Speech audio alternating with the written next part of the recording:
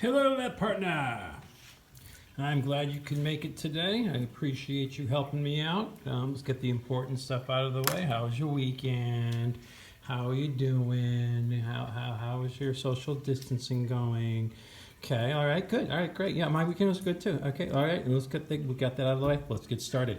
Now, what you should be getting at this point is from Essential Documents, the lab number one. I know some of you say, well, lab number one with the safety lab quiz thing, right? Yeah, that is correct. That counts as a lab grade, but this is the first official lab. So we'll get lab number one from Essential Documents, heat of fusion of ice.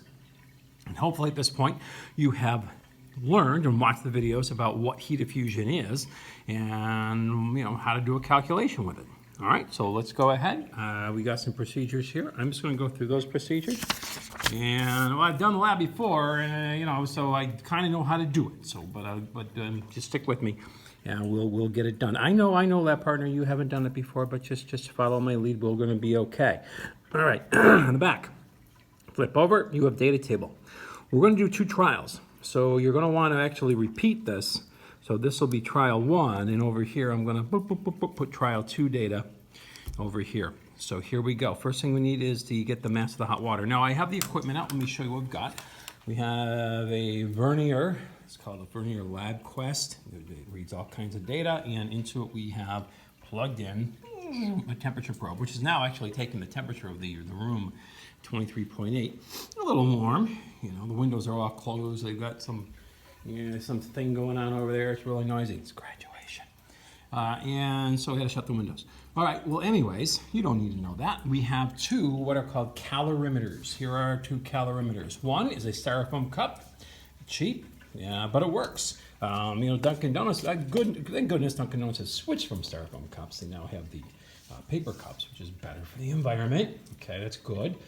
But these Styrofoam cups do work very well as a calorimeter.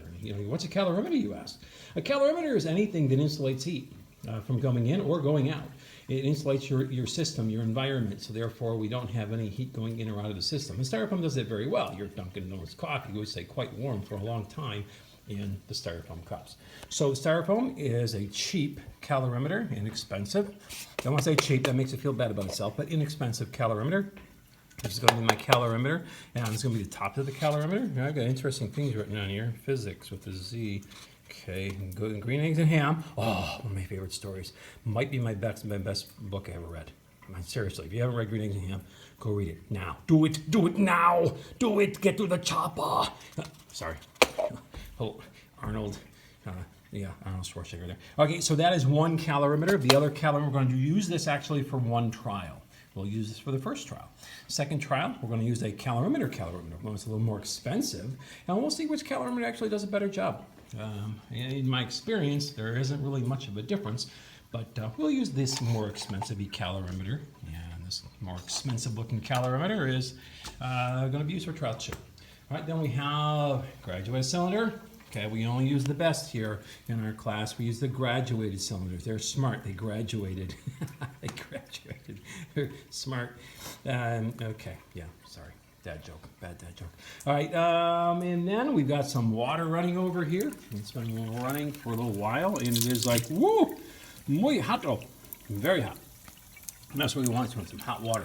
Because what we're going to do is we're going to melt ice. We are melting, I know, heat of fusion. It sounds like we're going to be doing cool stuff with the sun and making nuclear reactions, but no, we're not. We're just melting ice. And we're going to determine what that heat of fusion is. Okay, through experimentation. Once we have get this lab going, we'll do two trials. I will put you up here on the stand, and you will watch as we work together on this lab here, lab partner.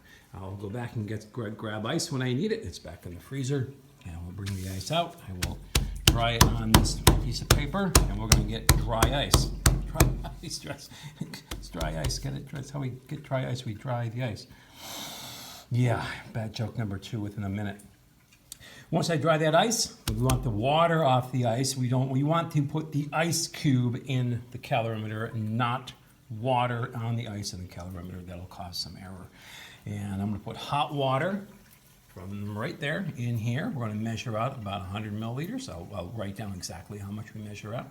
And we all remember that 1 milliliter of water is equal to 1 gram of water. And therefore, we don't have to use any balances, any scales in order to do this lab, because we can just get water and the mass of it by looking at how many milliliters of water we had, because 1 gram is equal to 1 milliliter. Nice and simple.